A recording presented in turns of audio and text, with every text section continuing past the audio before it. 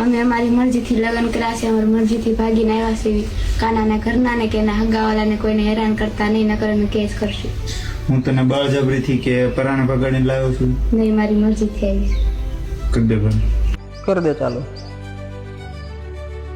આપણા ઘરે જ્યારે લગ્ન હોય ને એ લગ્ન પ્રસંગમાં છેલ્લો પ્રસંગ હોય છે કે વિદાય, અને વિદાયમાં એક દીકરી અને એક બાપ ભેટી ભેટીને રડે છે, અને મા ભેટી ભેટીને રડે છે, અને એક હોય છે ભાઈ કે જે એને ખરેખર આખી જિંદગી એની જોડે ઝઘડા કરીને રહ્યો હોય છે, પણ એ સમય એવો હોય છે કે વિદાયનો જે પ્રસંગ હોય છે ને એમાં બધા જ એ દીકરીને ભેટી ભેટીને રડે છે. અને બેન, તે આ એક સ્કીપ કરી દીધેલો પ્રસંગ છે કે તને રડવાનું તો ઠીક છે, પણ તું જ્યારે આ વિડીયો શૂટ થાય છે ત્યારે તારા મોઢા ઉપર છે જેવી શરમ બી નથી, તારી આંખો નમ પણ નથી, અને તને છે જેવું ફીલ પણ નથી થતું કે તું તારું ઘર તરસોડીને બહાર નીકળી છે.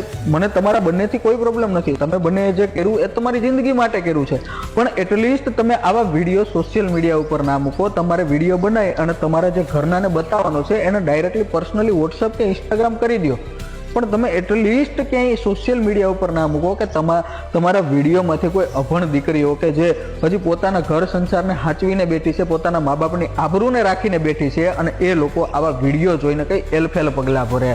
મારો તો કહેવાનો બસ એક જ ભાવાર્થ છે કે ભાઈ એટલીસ્ટ તમે જાઓ છો તો લોકો જોવો તો ખરા કે તમે કોની જોડે જાઓ છો.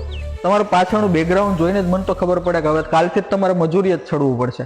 એટલીસ્ટ તમારું પાત્ર એવું સિલેક્ટ કરો કે ભાઈ ચલો ઠીક છે કે આપણને એટલીસ્ટ આગળ હેપી રાખે. અને બીજા નંબરની વસ્તુ કે કાનુડાને કંઈ પણ થશે તો અમે તમારા ઉપર કેસ ખોલી દેશું.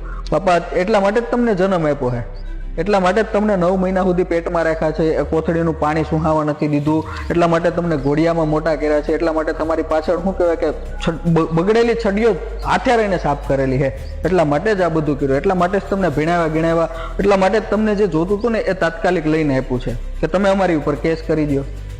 એ મા બાપની વેદના તો સમજો, તમે જાઓ છો ચલો કંઈ વાંધો નહીં, પણ એટલીસ્ટ પાછળથી એવા શબ્દો ના બોલો કે જે એ મા બાપ સાંભળે ને તો એવું થાય કે આ અમારું લોહી જ ના હોય.